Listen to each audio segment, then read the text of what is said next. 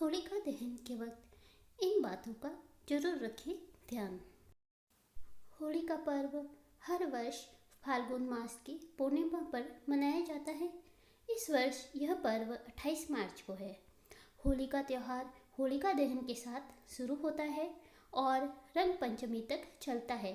हालांकि पहले के ज़माने में यह त्यौहार 5 दिन मनाया जाता था, मगर अब समय की कमी के कारण ऐसा नहीं होता है और केवल होलिका दहन और परेवा के दिन ही यह त्यौहार सेलिब्रेट किया जाता है।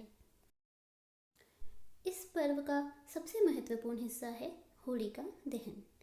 इस दहन में असुरों के राजा हिरण्यकश्यप ने अपने बेटे प्रहलाद को जलती चिता पर जिंदा अपनी बहन होलिका के साथ बैठा दिया था। होलिका को यह वरदान प्राप्त था कि अग्नि उसे तब तक भस्म नहीं कर सकती जब तक उसके सिर पर एक विशेष दुपट्टा रहेगा, जो उसे वरदान स्वरूप प्राप्त हुआ था। लेकिन जब वह भगवान नारायण के परम भक्त प्रहलाद को गोदी में बैठाकर अग्नि पर बैठी तो दुपट्टा उड़ गया और प्रहलाद पर जा गिरा। इस तरह होलिका भस्म हो गई और प्रहलाद बच गया। होलिका असुर थी, मगर उसके कारण ही इतनी बड़ी धार्मिक घटना घटित हुई थी। इसलिए कई घरों में होलिका दहन के दिन घर की महिलाएं जिनके पुत्र होते हैं वो होलिका की पूजा करती है और बेटों को रक्षा सूत्र भी बांधती है। होलिका दहन के वक्त कुछ महत्वपूर्ण बातों का ध्यान रखना जरूरी है।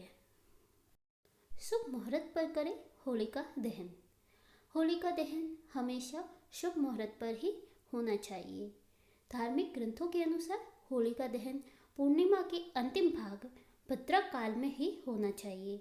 इस बार होलिका दहन के लिए 28 मार्च 2021 रविवार के दिन शाम 6:37 से लेकर रात 8:56 तक का वह वक्त बेहद शुभ है। होलिका दहन से पहले क्या करें? तो कई घरों में महिलाएं होलिका दहन के दिन बेटे के अच्छे स्वास्थ्य और लंबे जीवन के लिए व्रत रखती है और होलिका दहन के बाद ही उनका व्रत खुलता है। ऐसे में जो महिलाएं व्रत रखती हैं उन्हें होलिका और प्रहलाद की पूजा करनी चाहिए और भगवान विष्णु के नरसिंह रूप का ध्यान करना चाहिए। उपटन का महत्व।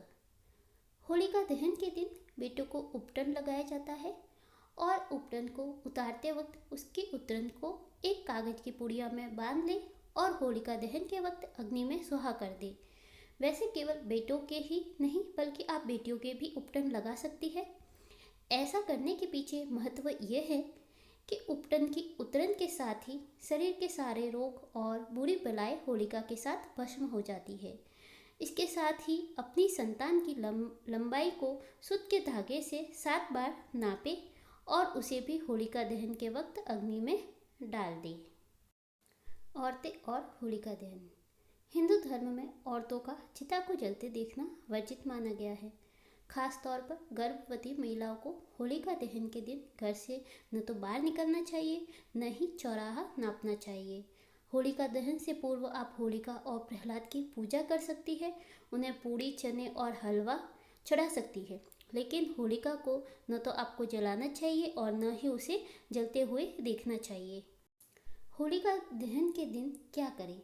होलिका दहन के दिन सूर्य को अर्घ्य जरूर दे और रात में चंद्रमा को भी अर्घ्य दे। इसके साथ ही गाय के गोबर से बने बल्ले होलिका पर जरूर चढ़ाएं। होलिका दहन के वक्त ईख में होला बांधकर भुने और घर के सभी सदस्यों में प्रसाद के तौर पर बांटें। ऐसी मान्यता है कि ऐसा करने पर घर में सुख शांति और समृद्धि आती है। मेरे वीडियो को एंड तक देखने के लिए बहुत बहुत धन्यवाद। प्लीज़ मेरे वीडियो को लाइक करें, मेरे चैनल को सब्सक्राइब करें और अधिक से अधिक शेयर करें। Thank you. हैप्पी होली।